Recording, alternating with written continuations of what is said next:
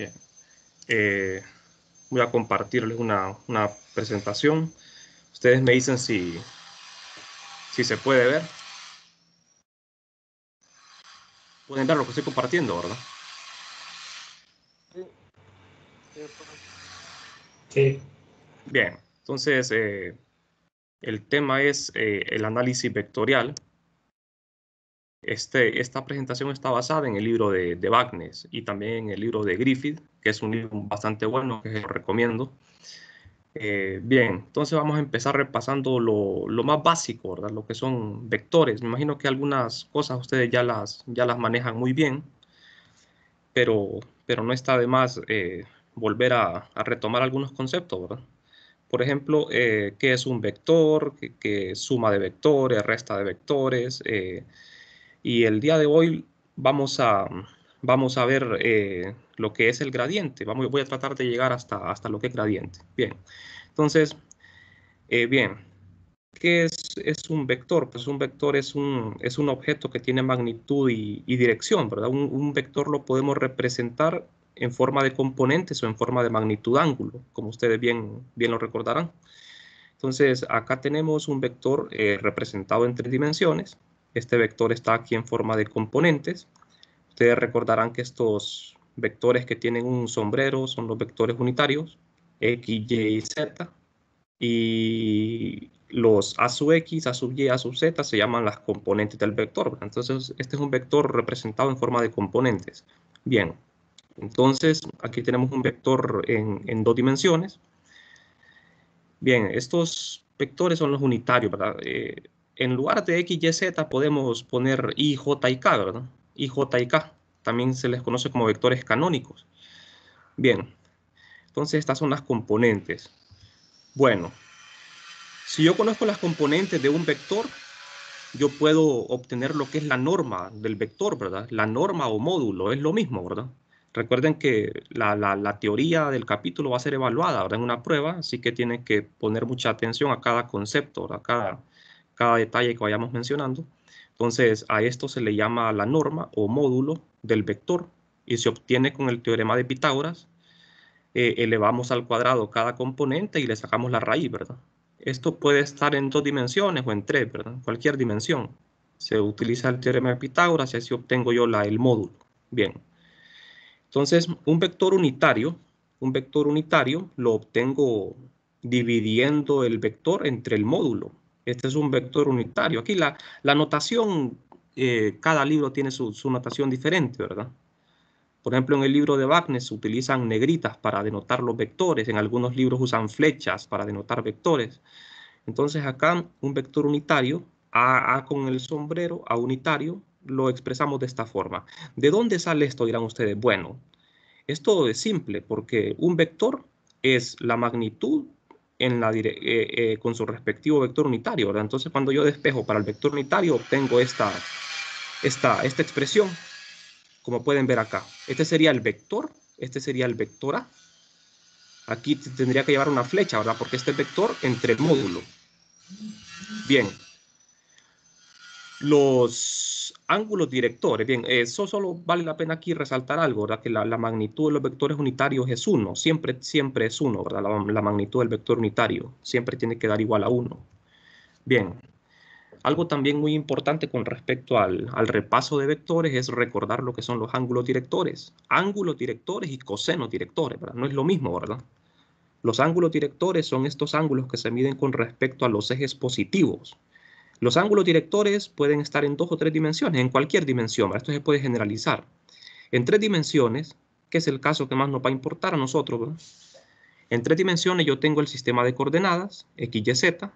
Fíjense bien que en el capítulo 1 nosotros vamos a estudiar lo que son los sistemas de coordenadas curvilíneas, curvas. Vamos a estudiar lo que son las coordenadas cilíndricas, esféricas y rectangulares, ¿verdad? Cilíndricas, esféricas, rectangulares. Bien, pero por el momento nos vamos a ocupar únicamente del sistema de coordenadas rectangulares, porque es el más fácil de todo, ¿verdad? Es el que ustedes ya conocen. Entonces,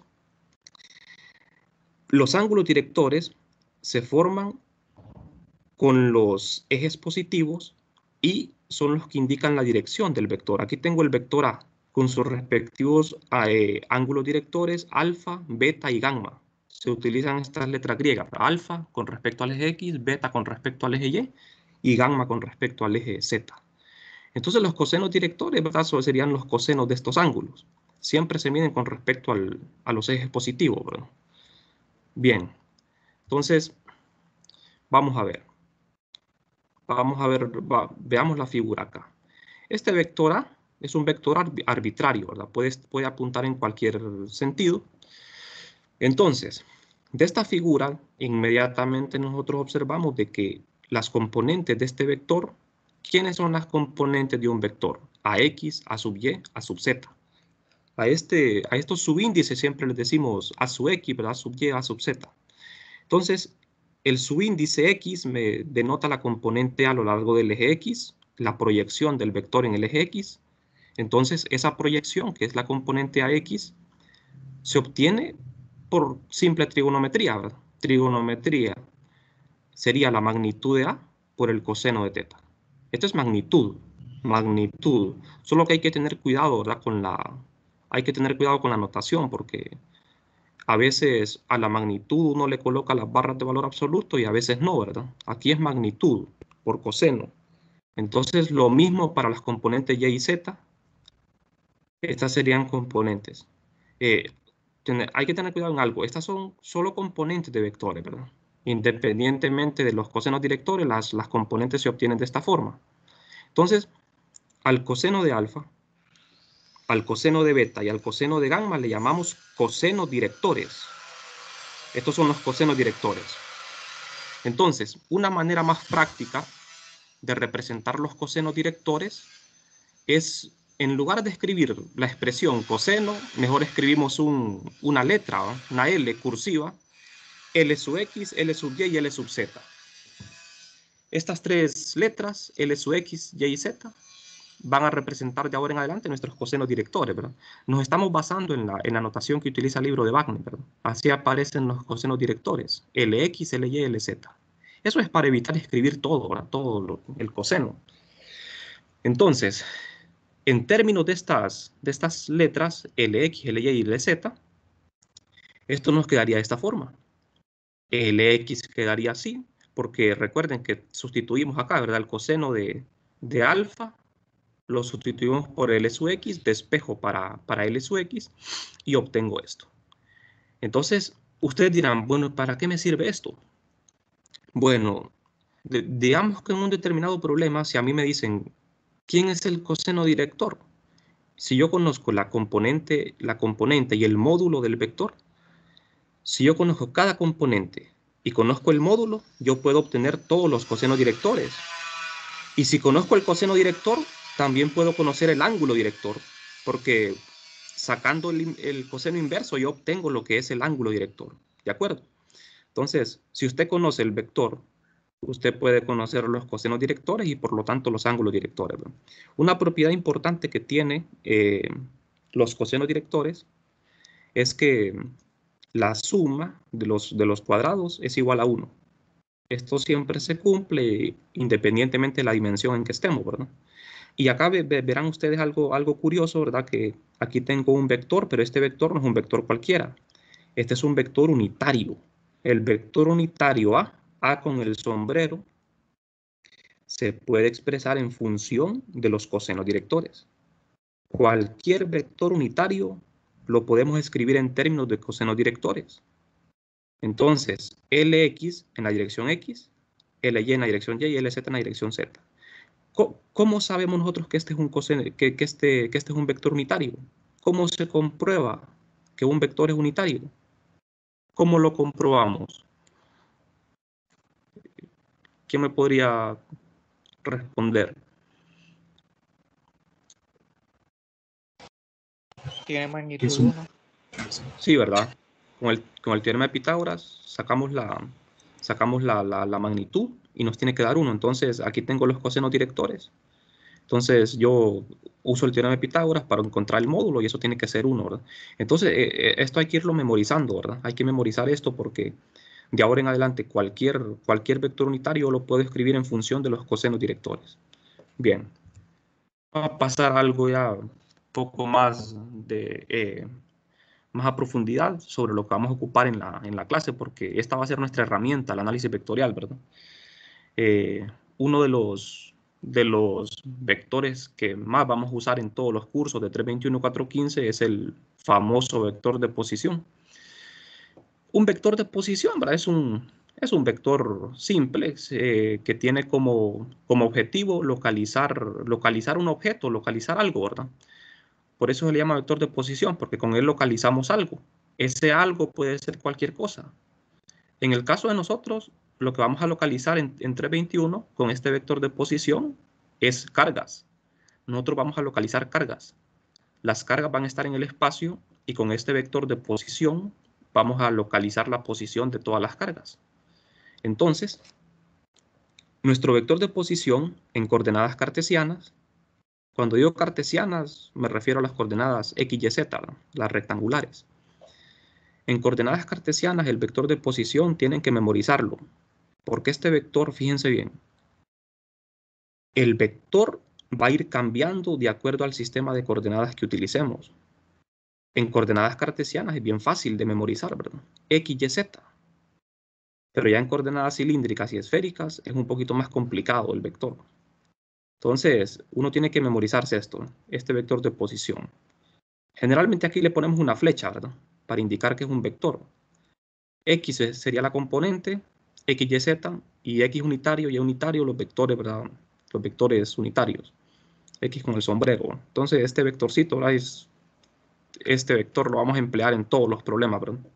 Siempre se nos va a pedir lo que es encontrar campo eléctrico, potencial eléctrico, encontrar gradientes, y siempre nosotros vamos a tener que hacer uso de este vector para localizar lo que son las cargas. Bien. Entonces, una vez que nosotros tenemos definido el vector de posición, nosotros también podemos encontrar un vector de posición relativa. Fíjense bien aquí en la figura. Yo tengo un punto P' y un punto P. Esta notación es muy famosa en el libro de Wagner, ¿verdad? Eso de las primas, que es una coma que lleva, las variables llevan bueno, las letras llevan una coma arriba. Nosotros le decimos primada, que la cantidad está primada, ¿verdad? Entonces aquí tengo P' y P y P.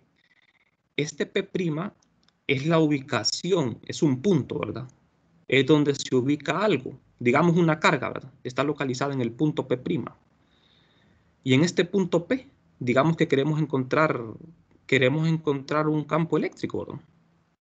Entonces, ¿qué hacemos nosotros? Localizamos la carga que se encuentra en el punto P' con el vector R'. R' va a P' y R va al punto P. Entonces, por simple suma de vectores, ¿verdad? La posición relativa de P' con respecto a P es el vector R mayúscula. Este es un vector de posición relativa. Fíjense bien en la flecha de los vectores. El vector R apunta de P' a P. Por eso decimos que es de posición relativa de P con respecto a P'. ¿Cómo obtenemos este vector R? De la figura se puede ver bien, ¿verdad? Ustedes saben cómo sumar vectores, ¿verdad? Hay varios métodos para sumar vectores.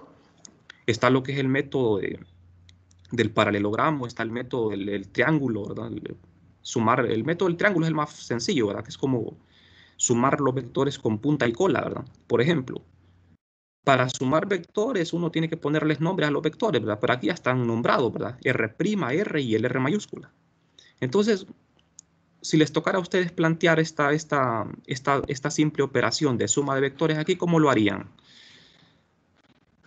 Fíjense bien, el vector R' y el vector R nacen en el origen, ¿verdad? Tienen un origen común.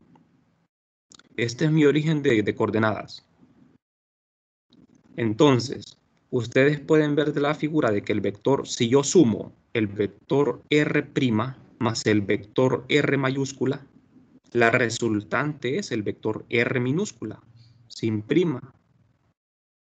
Entonces, R' más R mayúscula es R. Ahí hicimos una suma de vectores. La resultante es R. Entonces, si ustedes plantean esa suma, esa operación R' más R mayúscula es igual a R, de esa suma, ustedes despejan para ¿quién? Despejan para R mayúscula y les queda R menos R'.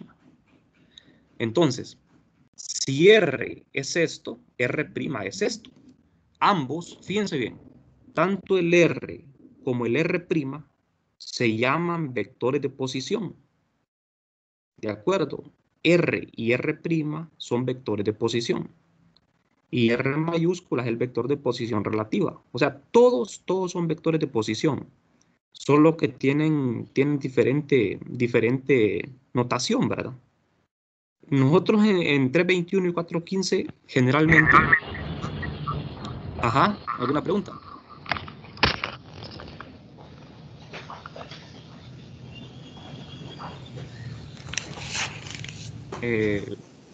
Bueno, vamos a ver, estaba diciendo lo siguiente. Nosotros en la clase de electromagnetismo, a las cantidades que llevan prima, generalmente a esas cantidades las utilizamos para localizar lo que son cargas o localizar corrientes en 415, ¿verdad? O sea, los puntos de fuente. Donde hay una carga, nosotros decimos de que hay una fuente. ¿Fuente de qué? De campo eléctrico. Me estoy adelantando un poco ahorita, ahora hablando ya de cargas porque en el capítulo 1 no vamos a abordar nada de electromagnetismo, ¿verdad? No vamos a hablar absolutamente nada de electromagnetismo, es simplemente matemática lo que vamos a hablar, ¿verdad? Yo me estoy adelantando un poco solo para poner ejemplos, ¿verdad? Siempre que el vector lleve la coma es porque va a localizar cargas fuente o corriente, ¿verdad? Y los que no llevan esa coma van a localizar puntos donde no hay nada, hay vacío, ¿verdad? Por ejemplo, el punto donde yo quiero localizar el campo no va a llevar esa prima. Entonces, el vector R mayúscula se forma haciendo la resta de R menos R'. Si ustedes restan R menos R', ¿qué les queda? Les queda esto. Se restan componentes con componentes, ¿verdad? Esto también ya lo saben, es muy básico, ¿verdad? X menos X' en la dirección de X, Y menos Y' y Z menos Z'. Y este vector también se lo tienen que aprender de memoria. Estos vectores, miren, en 321, esto va a ser de uso diario en la clase. Todos los días en la clase vamos a usar estos tres vectores. Y plantear bien estos vectores es fundamental porque de eso depende que un problema me salga bien. La mayoría de estudiantes lo que más les cuesta, ¿verdad?, es plantear estos vectores. No es tanto resolver una integral, porque las integrales están resueltas en las tablas, ¿verdad? Lo difícil es saber plantear estos vectores. Si usted tiene bien planteado estos vectores en un problema, prácticamente todo el problema lo va a tener bueno, ¿verdad? Porque de aquí se desprende todo. Porque con el vector R, como les digo, con el vector R' yo localizo una carga, con R localizo un punto de campo, y con el vector R, este vector R es el que yo voy a integrar. Porque lo que vamos a hacer nosotros en 321 es integración vectorial, ¿verdad? Y derivación vectorial. Bueno, no sé si hasta aquí hay alguna pregunta, jóvenes. ¿Tienen alguna duda? ¿Les quedó claro qué es un vector de posición, verdad? Relativo, un vector de posición de punto de campo, de punto fuente. Bueno, esto más adelante lo van a entender mejor, ¿verdad? Por ahora lo importante es que se familiaricen con la notación, ¿verdad? Y que se vayan memorizando estos vectores, la forma de escribirlo. Bien, continuemos. Vamos a ver. Pasemos a repasar algo que también ustedes ya saben, tienen que saberlo. Recuerden que este es un repaso que estamos haciendo. El producto punto o producto escalar. El producto punto es bastante sencillo de obtener. Es como una multiplicación, ¿verdad? Solo que es una multiplicación de vectores, no es una multiplicación ordinaria. Pero tanto el producto punto como el producto vectorial son multiplicaciones, ¿verdad? Solo que no, entre comillas, ¿verdad? No son multiplicaciones ordinarias. Hay dos maneras de multiplicar vectores, ¿verdad? Que son a través del producto punto o a través del producto vectorial. Entonces, si yo tengo dos vectores A y B, ya sea en dos dimensiones, en cualquier dimensión, ¿verdad? En cualquier dimensión. Entonces el producto punto lo obtengo mediante esta fórmula simple. Este puntito denota el producto escalar. Entonces el producto punto lo obtengo multiplicando componente con componente, respectivamente la X con la X, la Y con la Y y la Z con la Z. Ahora bien, el producto punto lo definimos así, de una manera bastante breve, compacta, digámoslo así. El producto punto dos vectores es la magnitud de A por la magnitud de B por el coseno del ángulo que hay entre ellos. Los dos vectores siempre forman un ángulo entre ellos, ¿verdad? Entonces el ángulo entre ellos es el que aparece aquí en la definición. Bastante importante, ¿verdad? Ahora, esta es la definición matemática de un producto punto. Esto tiene una definición, una interpretación geométrica. La interpretación geométrica del producto punto, ¿verdad? Es que es la proyección de un vector. Es la proyección de un vector en otro, ¿verdad? Eso podríamos decir. Por ejemplo, aquí tengo dos vectores, el vector A y B. Entonces, el ángulo entre ellos es teta. Ustedes ven que aquí tengo A coseno de teta. ¿Quién sería A coseno de teta? Sería como la sombra de A proyectada en el vector B. Esta es la componente del vector A sobre el vector B, A coseno de teta. Pero esta A que aparece aquí es A magnitud, ¿verdad? Aquí le faltó el valor absoluto. Si ustedes ven la definición, A coseno de teta es la componente, es la proyección y también aparece multiplicada por la magnitud de B, ¿verdad? Entonces, la interpretación geométrica que le podemos dar al producto punto es esa, ¿verdad? Que es la proyección de un vector sobre otro. Así podemos interpretarlo. Bien, algo importante con respecto al producto punto es que cuando realizamos este producto, los vectores unitarios, como los vectores unitarios X y Z son mutuamente perpendiculares, forman una base, ¿verdad? Son perpendiculares, son ortogonales. El producto punto de un vector unitario consigo mismo es 1 y el producto punto de un vector unitario con otro vector es 0. ¿De dónde obtenemos esto nosotros? De la definición de producto punto, ¿verdad? Siempre que hay un producto punto, ustedes tienen que basarse en la definición. Entonces, vamos a ver. Yo me voy a la definición, que es esta, donde aparece este coseno. ¿De acuerdo? Esta es la definición general. Entonces, nosotros vemos qué ángulo forma los vectores entre sí. Forman un ángulo de 90 grados, ¿verdad? X con Y forma un ángulo de 90. Entonces, el coseno de 90 es 0. O pi medio, porque el coseno de pi medio es 0. Por eso estos vectores, como son ortogonales, su producto punto es 0. Y el producto punto consigo mismo es 1 porque el ángulo entre ellos sería 0 y el coseno de 0 es 1. Bastante fácil, ¿no? Bueno, entonces, generalizando el tema del vector unitario, yo tengo un vector unitario E en general en una, digámoslo, en una dirección determinada. Entonces la componente de A en esa dirección es esto. Así esta forma. Si es un vector unitario en una dirección determinada, entonces la componente de A en esa dirección es esto. Esto si ustedes ya hallaron la clase de vectores y matrices, ¿verdad? Estudiaron lo que eran proyecciones. Eso de las proyecciones aquí lo vamos a utilizar bastante, solo que tal vez la notación no les sea tan familiar, ¿verdad? Bueno, no sé si hasta el momento hay alguna pregunta, jóvenes. Vamos bien, ¿verdad? Estamos repasando nada más, ¿verdad? Bueno, propiedades del producto punto. Todas estas operaciones tienen propiedades. El producto punto tiene la propiedad famosa de la conmutatividad, ¿verdad? Es conmutativo. Conmutativo significa que el orden en que se haga la operación no importa, siempre es lo mismo. Esa es una propiedad que también la cumplen los números, ¿verdad? Los números reales. Y el producto punto de vectores también la cumple, conmutatividad. Entonces es muy importante recordar esto, ¿verdad? Si ustedes ven un producto punto en un integral, no importa en qué orden lo hagan, es lo mismo. Y el producto punto de un vector consigo mismo es el módulo al cuadrado, la magnitud al cuadrado. Ese es el producto punto consigo mismo. Y el producto de un vector con otro vector es 0 solamente si estos vectores son perpendiculares. ¿Por qué es 0 si son perpendiculares? Porque el ángulo entre ellos, ¿verdad? Es 90. Y por definición, coseno de 90, 0. O sea, siempre que si les hacen esa pregunta en el examen, ¿verdad? ¿Qué requisito es para que el producto de dos vectores sea 0? Es que sean ortogonales, ¿verdad? Por definición, ¿verdad? Por la definición. Bueno.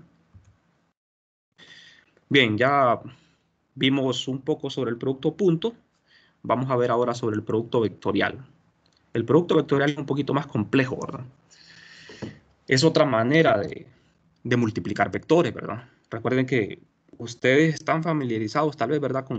Bueno, con multiplicar números reales, ¿verdad? Multiplicación de números reales. Los vectores se multiplican de dos maneras, ¿verdad? Producto punto y producto vectorial. Son las dos formas en que se puede multiplicar un vector, ¿verdad? Entonces, la otra forma en que se puede multiplicar es con el producto cruz. Comúnmente se le llama producto cruz. Entonces, volvemos otra vez a lo mismo. Tenemos dos vectores generales, A y B, en coordenadas cartesianas, ¿verdad? Coordenadas cartesianas. Ahora ustedes tienen que tener bastante cuidado a la hora de escribir los vectores, ¿verdad? Porque tienen que fijarse en qué sistema se encuentra. Por el momento, nosotros vamos a trabajar en coordenadas cartesianas, porque es el sistema que ustedes están familiarizados, ¿verdad? Está en cartesianas, los dos vectores, y el producto punto, cuando los vectores se encuentran en coordenadas cartesianas, se obtiene de manera bien fácil. Los productos vectoriales se obtienen con la forma de un determinante, usando un determinante. Esto se lo enseñaron en vectores, ¿verdad? Ahora bien, aquí sí importa el orden en que yo los multiplique, ¿verdad? Sí importa. Aquí tengo el producto cruz AB. Como primero está el vector A. Entonces, en la segunda fila tienen que aparecer las componentes de A. Solo componentes de A.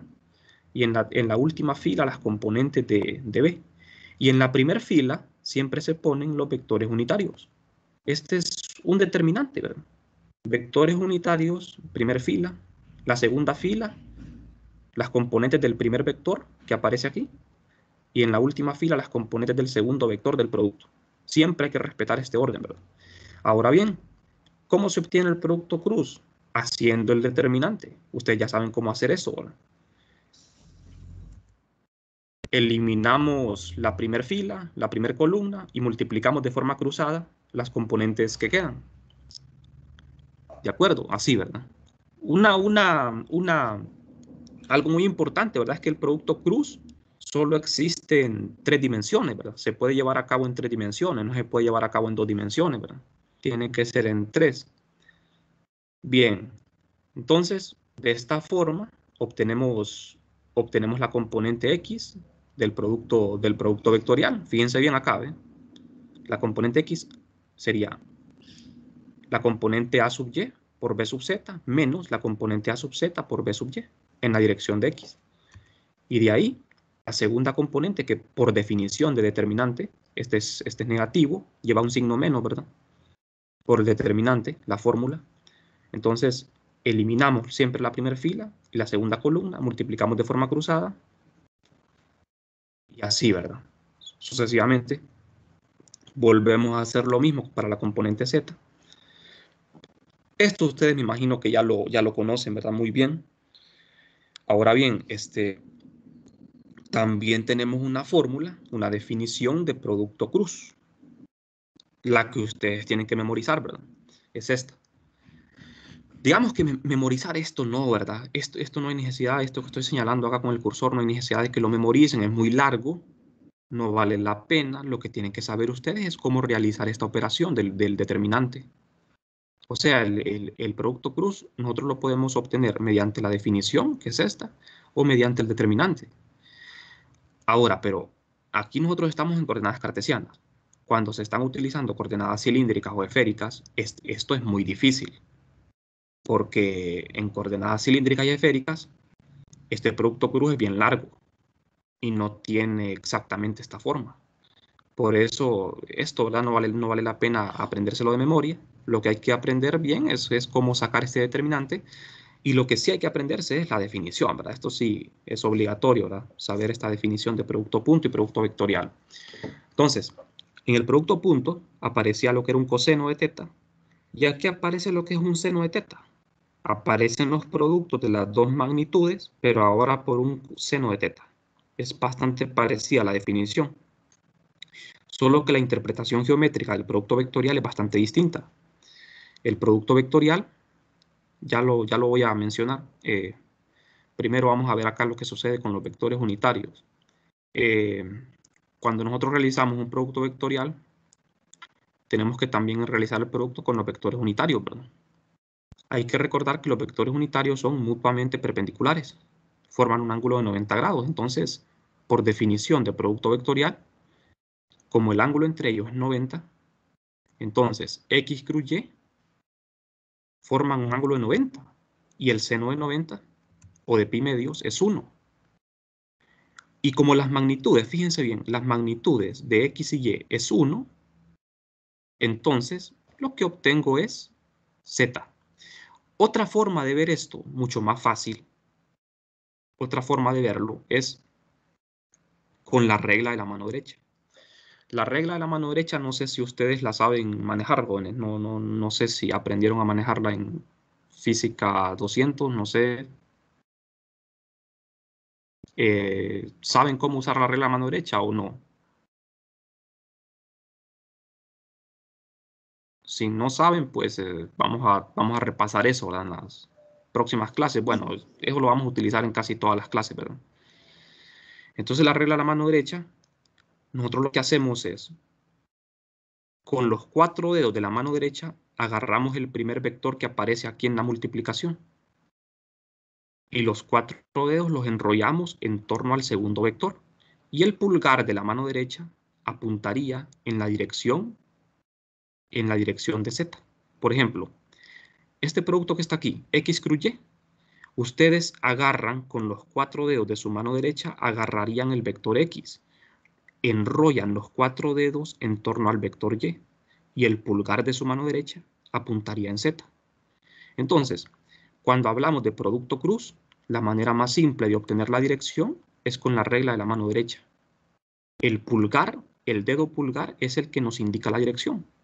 ¿De acuerdo? Y los 4 dedos siempre se van a enrollar siguiendo este orden que aparece acá. No es lo mismo X cruz Y que Y cruz X, ¿verdad? Si fuese Y cruz X, entonces con los 4 dedos agarro el vector Y y los enrollo en torno a X. En ese caso el pulgar apuntaría hacia abajo. Y la dirección sería menos Z. ¿De acuerdo? Porque el producto cruz no es conmutativo, ¿verdad? El orden cambia la dirección. Bueno, entonces, basándonos en la definición de producto cruz, cuando yo realizo el producto cruz de un vector consigo mismo, el resultado es 0. ¿Por qué? Porque como el ángulo entre ellos es 0, el seno de 0 es 0. Entonces, cuando yo realizo X cruz X, eso es 0. Y lo mismo para lo demás, ¿verdad? Para Y y Z. Bien. No sé si hay alguna pregunta hasta acá, jóvenes.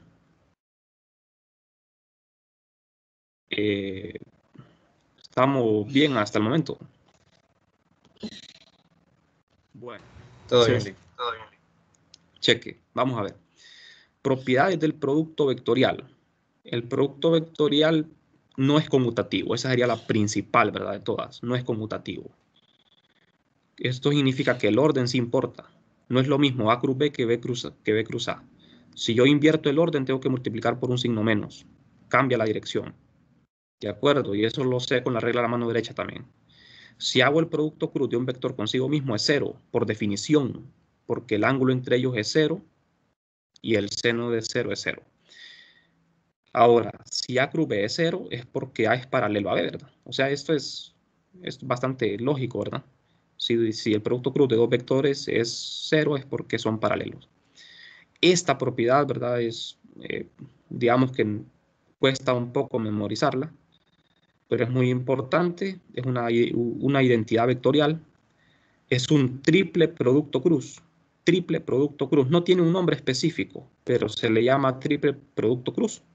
O doble sería. Doble producto cruz. No es un triple, es un doble.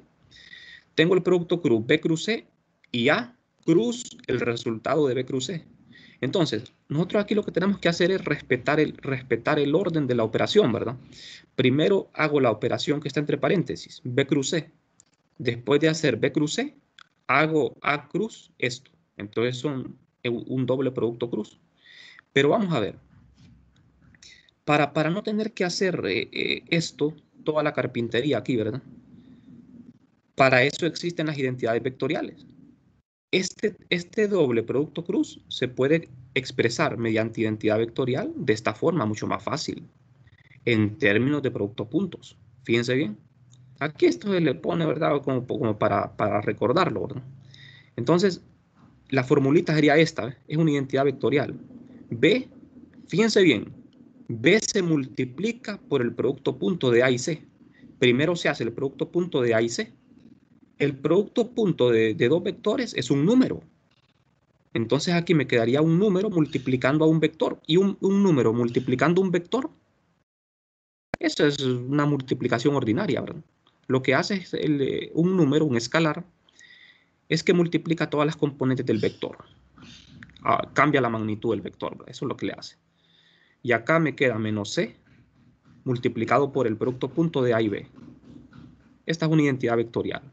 Bueno, entonces, vamos a ver. Ya que repasamos esos conceptos, ¿verdad? Que me imagino que ustedes ya los conocían. Vamos a entrar un poco más en calor ahora. Vamos a estudiar para lo que sigue sería el gradiente. Vamos a recordar un poco sobre lo que son campos vectoriales, campos escalares. Entonces, me imagino que en la clase de cálculo, ¿verdad? Mencionan lo que es los campos vectoriales y campos escalares.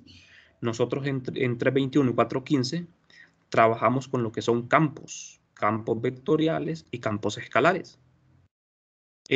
Nada más que en matemática le llaman funciones, ¿verdad? Le dicen funciones vectoriales o funciones escalares. Es lo mismo, solo que nosotros acá le llamamos campo. En lugar de función vectorial le decimos campo. Esto que ven aquí ustedes, esta es una función. La función es b, es un vector. Esta es una función vectorial. ¿Qué es una función vectorial? ¿Recuerdan la clase de cálculo? Esta es una función vectorial o campo vectorial, es lo mismo. Función vectorial o campo vectorial, perdón. Es lo mismo. Pero ¿qué es una función vectorial? Ustedes conocen las funciones reales, ¿verdad? Una función f de x igual a y, por ejemplo. Una función real, ¿verdad? Que son correspondencias. Pero no es lo mismo una función números reales que una función vectorial, ¿verdad? Es otra cosa. Aquí lo que tengo es una función vectorial o campo vectorial. Entonces, ¿qué es una función? Una función vectorial o campo vectorial. ¿Qué sería?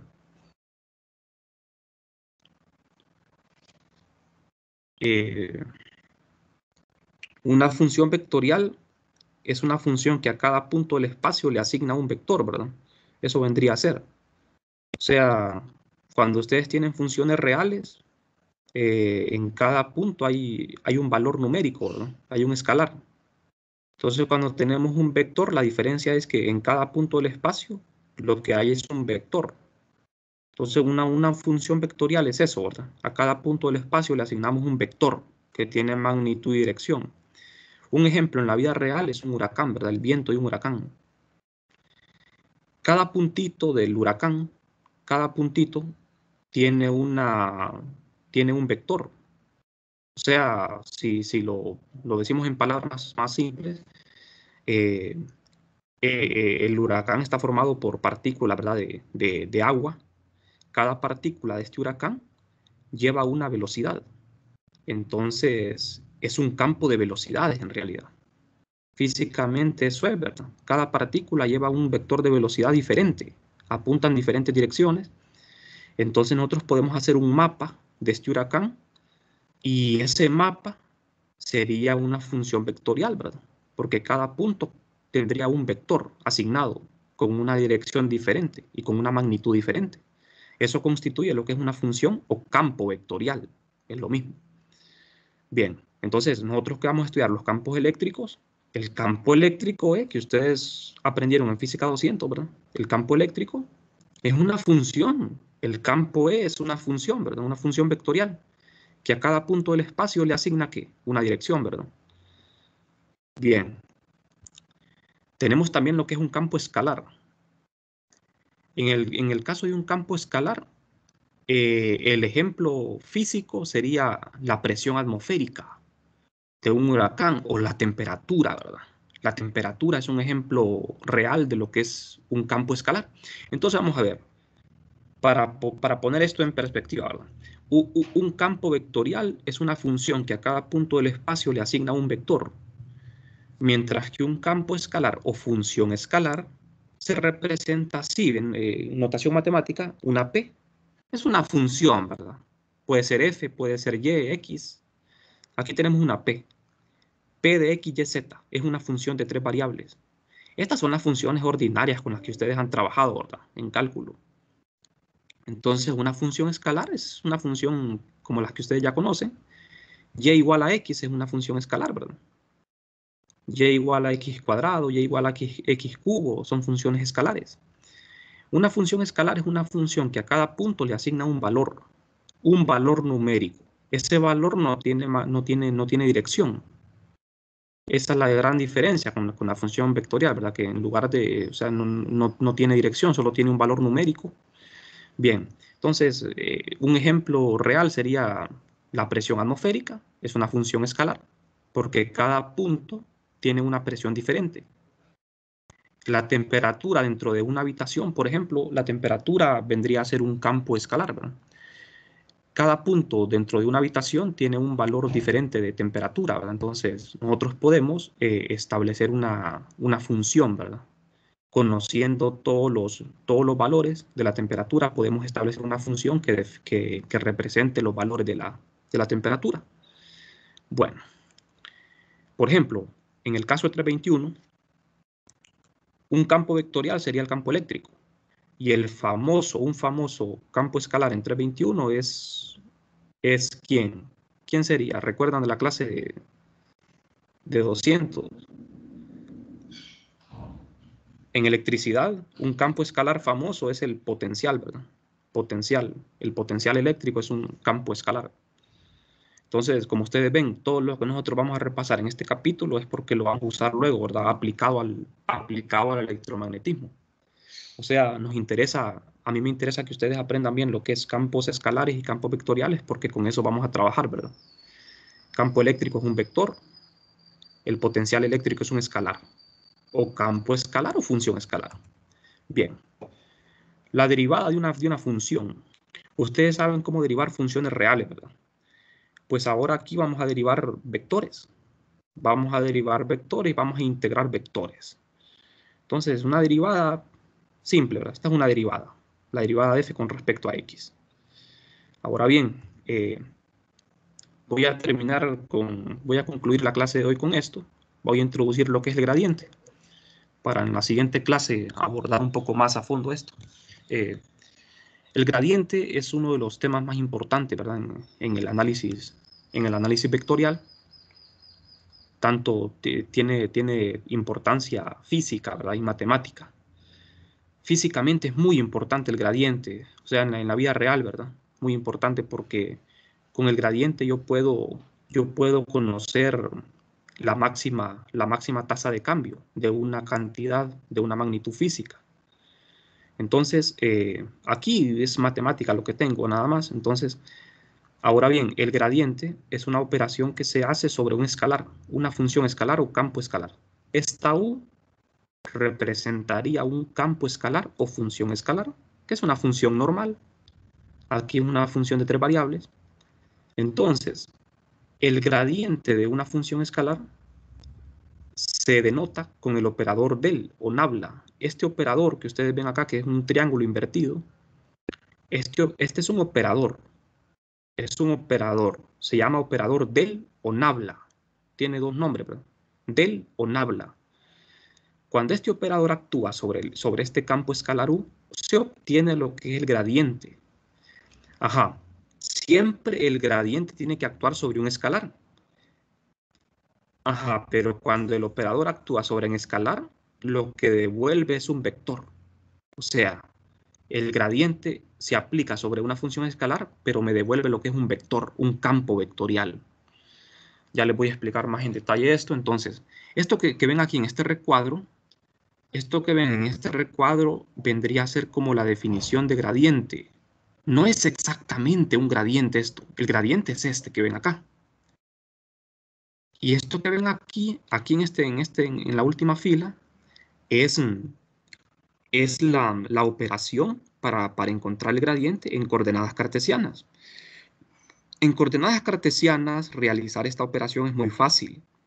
Es bastante simple para recordar. Lo que se hace son las derivadas parciales de la función u con respecto a x, y, z. Fíjense bien, esta es la fórmula para encontrar gradiente. Las derivadas parciales de la función u con respecto a x, y, z con su respectivo vector unitario x, y, z. Entonces, como ustedes ven aquí claramente, cuando yo realizo la operación de gradiente, lo que obtengo es un vector. Pero las componentes de este vector son derivadas parciales. ¿De acuerdo?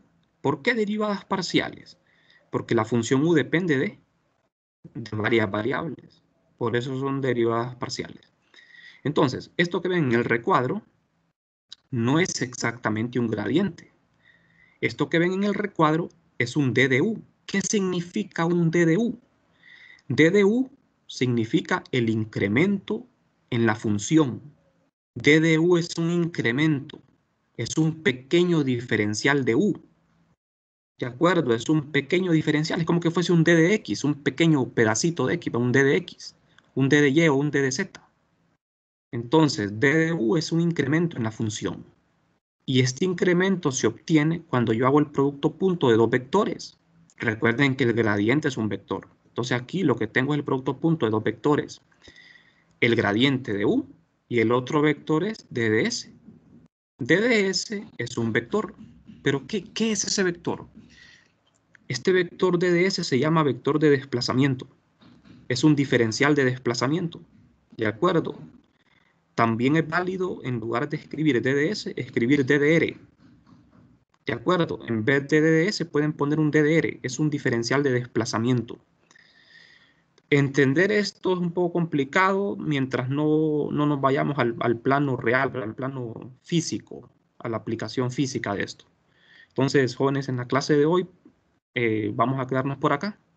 Vamos a continuar mañana. Vamos a revisar bien a fondo lo que es el gradiente. Vamos a dar algunos ejemplos y la interpretación física del gradiente, ¿verdad? Eso lo vamos a dejar para la siguiente clase. Entonces, por hoy sería suficiente. Nos quedamos por acá.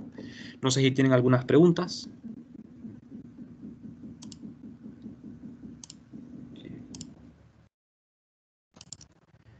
No sé si hay preguntas, muchachos.